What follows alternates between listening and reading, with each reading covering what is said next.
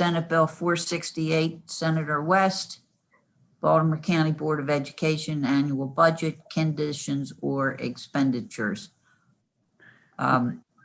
So everybody knows what this bill is about. It was generated because of that dreadful interview with the superintendent several weeks ago, and in which basically we got stonewalled. And Tony will remember it well because he called me afterwards and said he regretted the way the interview went. I think we all regretted the way the interview went. We're as a collective group, there are 8 of us, and we represent all the voters in Baltimore County, and we're due more responsive answers to our questions than we got during that interview. So, Tony, would you like to discuss where things stand now? Since the interview, I've heard nothing publicly about why the situation was allowed to fester as long as it did, and why nothing was done to correct the IT problems.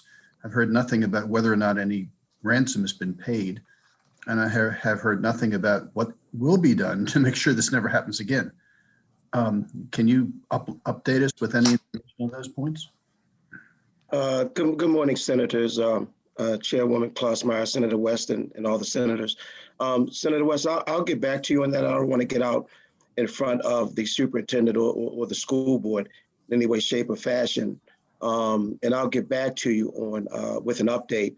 I know that the superintendent is working with Senator Klossmeyer and setting up some dates that he can speak to the delegation, to the Senate delegation, and also have recurring meetings that we can, update and stay connected. So I'll have to get back to you. Yes, that's on my agenda here today. So.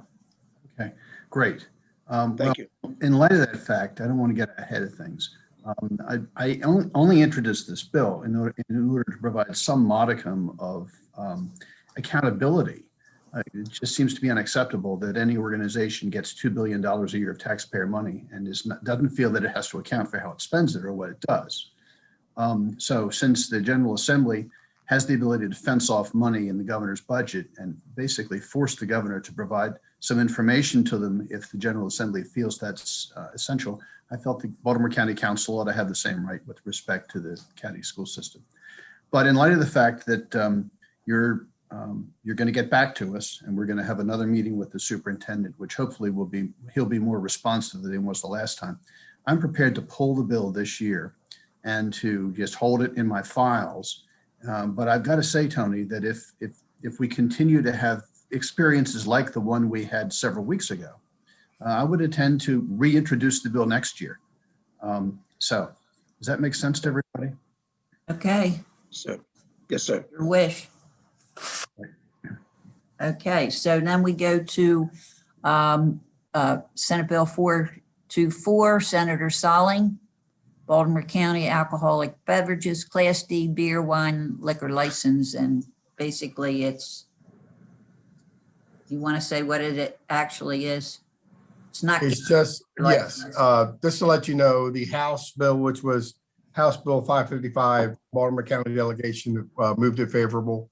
And it's just, as I explained it before, it's a pharmacy. It's been there for as long as I can remember, going as a little kid. And it has a drugstore where I'm right. It has a liquor store. And they do 2 taxes, and they just want to work it out where they can do 1 tax. Okay. In one place together. And that's it. That's all it is. So, okay. Did you make the motion, Senator Solling? yeah, if we can make a motion to. Anybody want to second it? I'll second. Okay, Chris West, second. All those in favor, say aye. Aye. I'm opposed. Okay, you're opposed? Yeah. Senator Sidnor? I'm with Kelly. Okay. Okay, let's take a roll call. Evan, can you do that? Yeah, we'll start with Senator Solling, Yes. Senator Heddleman, Yes. Senator West, Yes. Senator Sidnor, No. Senator Kelly, No. Senator Lamb,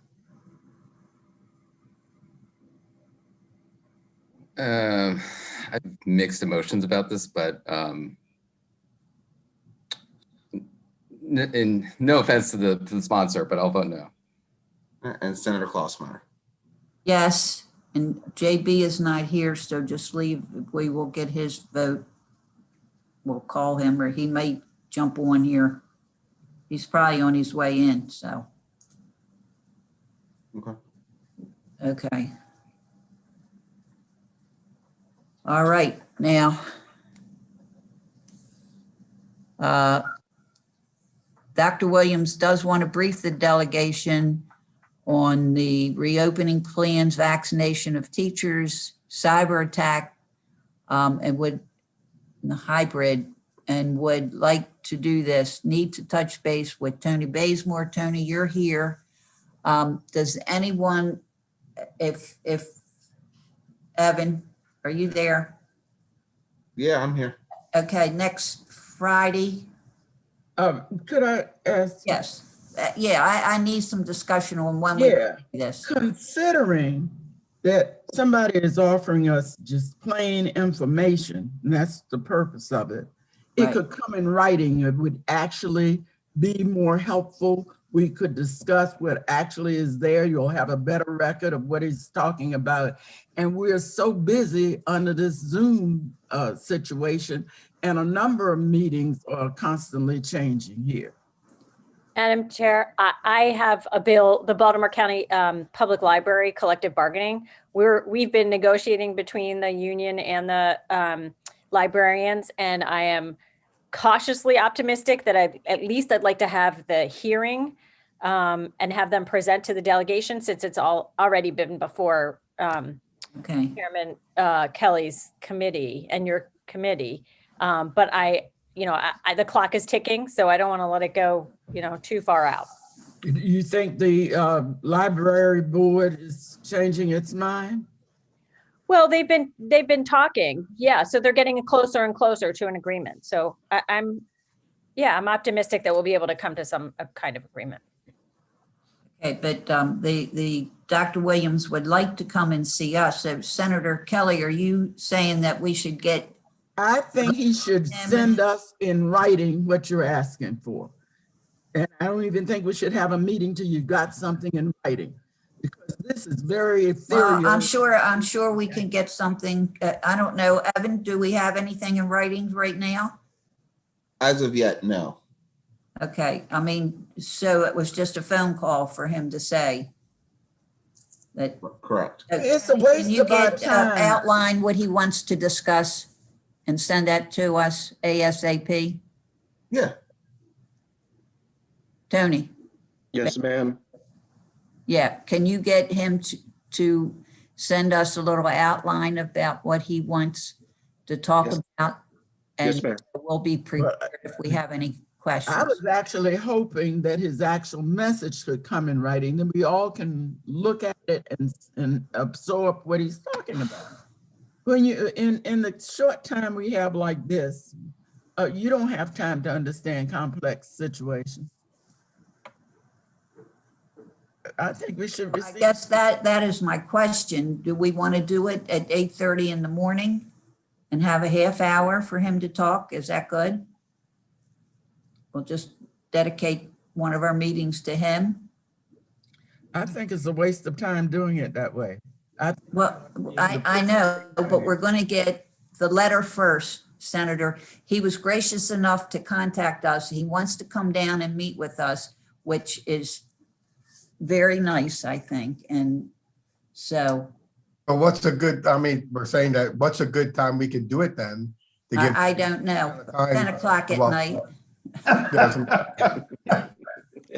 just, if we want to show courtesy to give him the time that he's asking for and to explain it and have it in writing with us before we have it. I kind of agree. We That's can, right. Yeah. half an hour is not a good enough time. We can set another date, another time we can do that. Well, If it's maybe possible. on a Monday. So, okay, well, we'll get the letter and then we'll set something up. Monday, how's Monday sound to everybody? Depends on what time. Which Monday are you talking about? I'm just saying Monday in general. Not this coming Monday, but Monday in general.